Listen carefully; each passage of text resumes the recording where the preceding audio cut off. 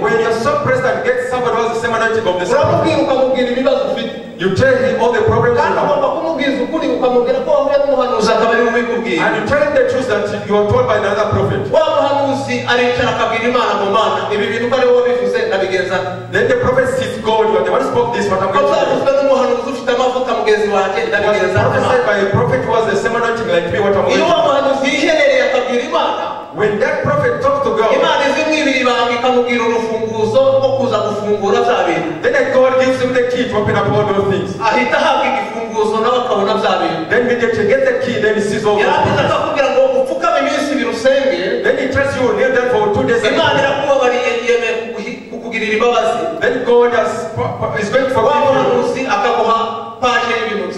Then that prophet gives you a page of good things. When he gives you the good things, that's what happens to you.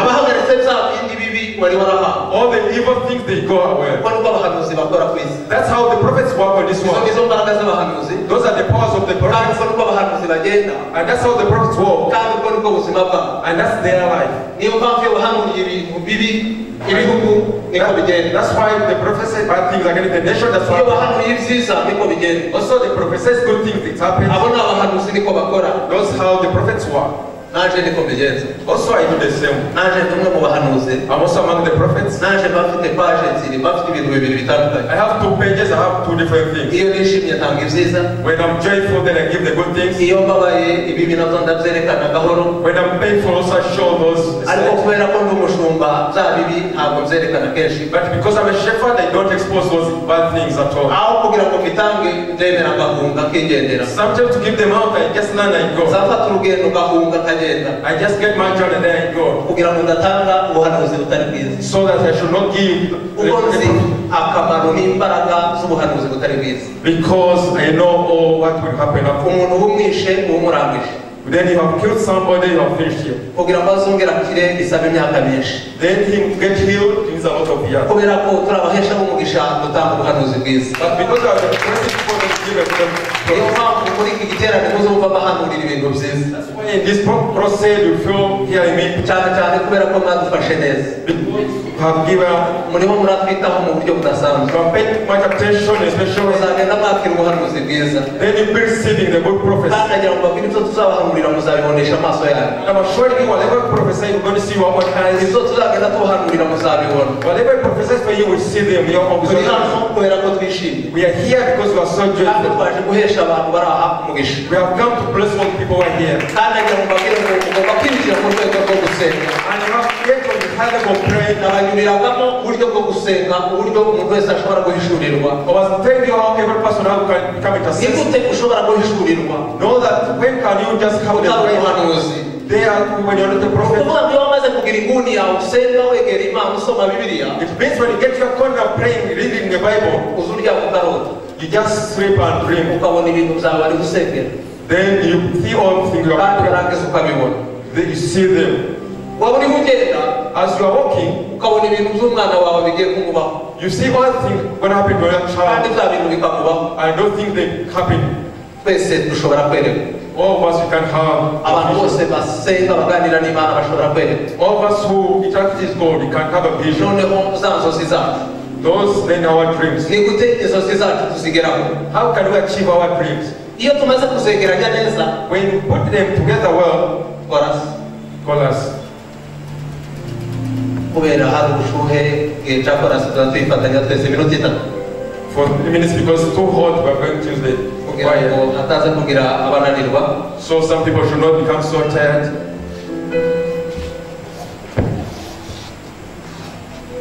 Let us quarrel. They have the God's moment is a special moment.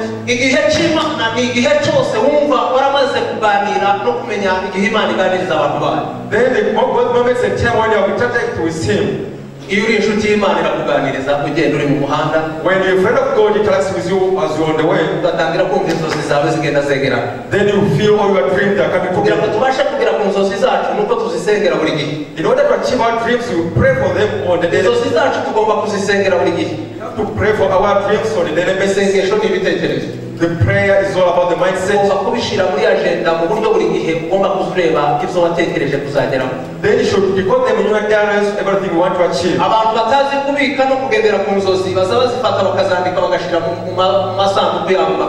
People who don't know how to maintain their dreams, they keep them in the suitcase and they go.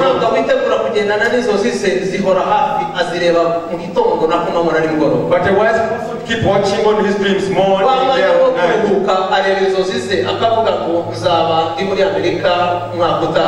Then he is relaxing, he checks the dreams and says, I will be in America next year. The next year I will build a flat in Kigali.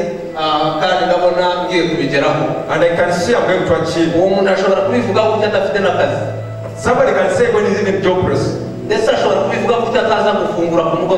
Then he can even say we're not even assured of the miracle. The dreams that need to have a lot of money. The dreams, those are good mindset that you put together. Then you look at it, then you pray God. Then you should not keep waiting for the deliverance. Then you say, I will work myself and I have the money to do all this. Then God sent the deliverance when the ways are broke. God doesn't send the deliverance when there's peace. God doesn't send the deliverance when you have the capacity. When God sends the deliverance when you slide, you are not to have the meal tonight. That's the time when you give the sense the deliverance. People always waiting to see man all the time. You should not wait to see the man all the time. Where the people are converted and harvested, you should wait for man. Then you should learn how to weave the tents. Then you think about being a president and prime minister. You think about trading and gain. Then you should not think that man could come when there's God sends man when there is war. When there is insecurity in the nation. When the floods come and washes all the properties. When the wind comes and blows off your house. That's the time when God sends man as you are prepared to get out of that.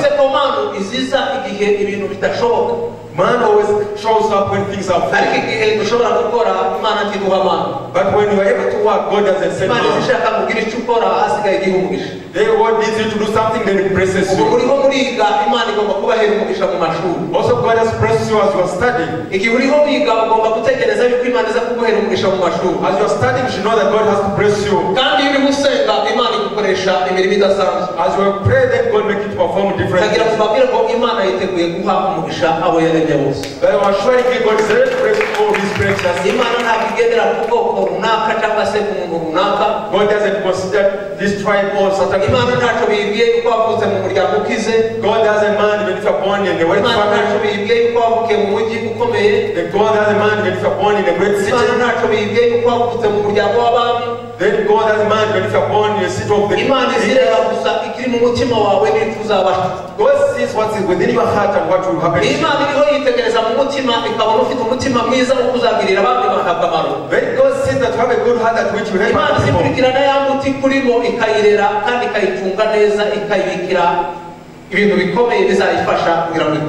Then God maintains that good seed that you have so that you may grow.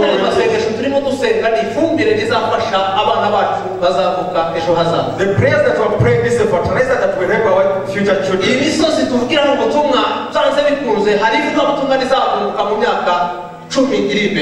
It's a must on this seed that you are preaching the good gospel. Then you find a lot of great people who are not in whenever we get the blessing. Then for us we just saw. When you don't see the people who says to prophesy. And those people who are sitting on that soil are blessed. They start spreading the good gospel and the power of Jesus. This is your time to get the covenants of God. This is your time to get anointing of God. We have spent probably 10 years praying. For me, it didn't take me longer to pray than I see the powers of God. For me, I prayed for the first month, then I got the title of prophecy. In his 2 months, I had received the title of prophecy. I've got the powers of prophecy. I could just pray from 3 up to midnight. Then I go back home and wake up with others. Every evening I was doing it on a month. That way how I told you, that's what I went to. I was watching all my time. When I pray, then I feel I'm out of words. But now praying is part of my life. Whenever the devil passes through, I see him. And I'm prepared to live with the God of Lords. Wherever what you go through, you should know that we live with God. Let me tell you, Jesus loves you and has good plan for you. Let praise not praise life. Just you need to practice praying. Then praying me up to praying doesn't need to read all the Bible. You just get one book, then you read.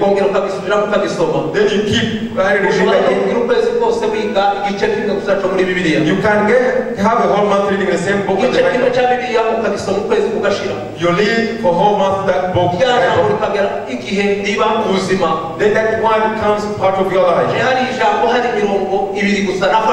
For me, I have only 2 verses which I live with me, which I love so much in the Bible, which has helped me throughout my life. The word we learned about faith. When I talk about Hebrews chapter 11, verse 1, when I talk about faith, it's part of my. For me, everything happened because of faith. Nothing I can do without faith. Then the verse of faith came into my mind. Everything with our achieved because of faith. You know, everything is possible. It's very possible. Tell somebody possible.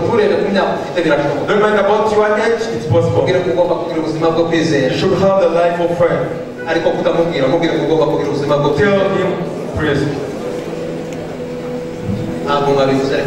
Let us stand up and say it. Tell somebody next to you, you should have the life of faith. Hallelujah.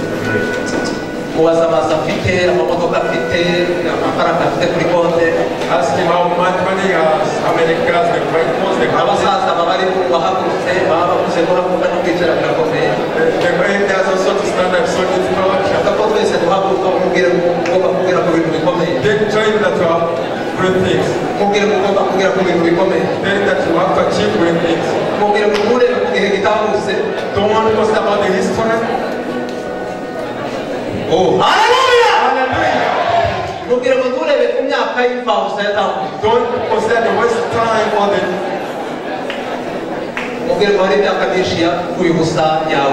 Say there's a wasted time that you have spent. Don't think that because you read a lot of books.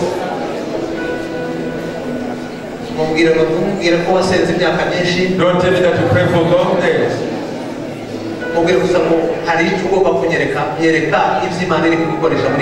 Just show me what God's making to do these days. Show me the harvest out of your prayers. Even if a day has come, say that tonight is coming.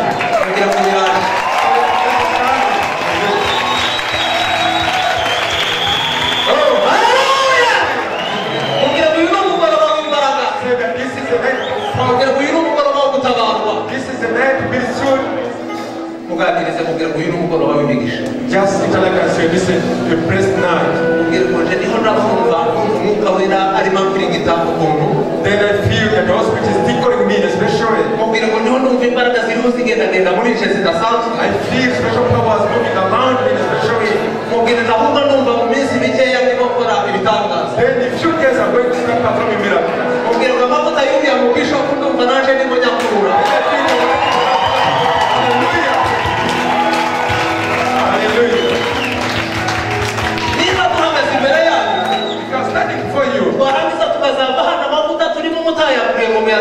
Then you don't pull the anointing that you made with sin. Then you get all anointing that you made. But when you're not strong, but when you're not attentive, you're going to get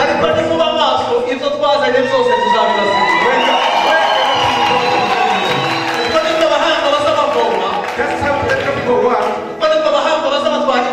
That's how the wise people take the That's how the white people take the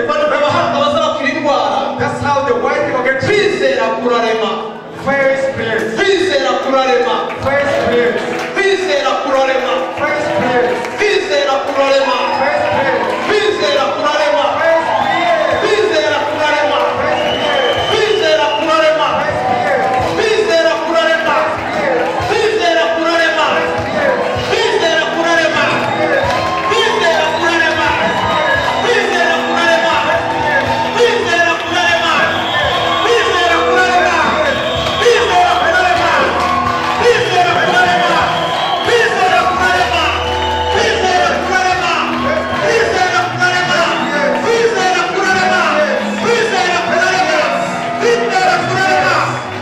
First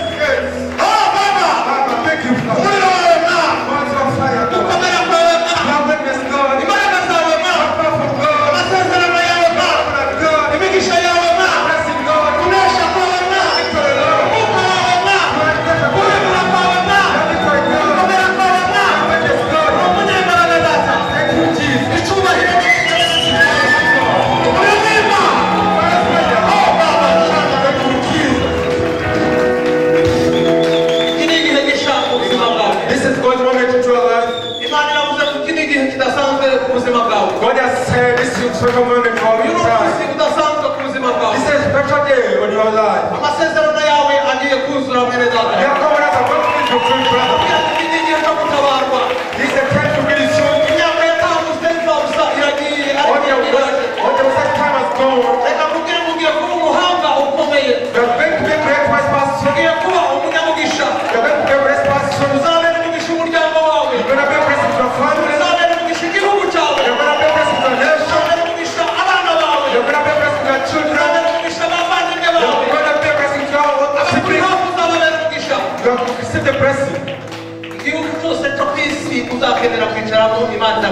Wherever country you want to be, you are given to give. You are given to donate. There should never be a tear at all. God has made you a head in the name of Jesus. God has made you to the princess. Everything will be troubling you. Everything which has been troubling you. See also the drink has been troubling you. Let me announce for those people who are sitting in this fellowship. God has called the demon of fornication. God has said that there's no fornication demon. You have given them friends and powers. The demon making people abortion has stopped. Abortion has stopped in the name of Jesus. Fornication has stopped in the name of Jesus. The prophet demonic has stopped in the name of Jesus. The demon has stopped in the name of Jesus. Whenever you give, you be a blessing. Then the majority of it is smoking has spoken. You will be standing without smoking marijuana. You will stand with taking note to hard drinks. You have come to stand and God has given you to stand. God is too jealous. He's jealous on you. opportunity. Then you get the proper time to get married. You have to go back into your country when you have virginity. Just like, so that you have the covenant.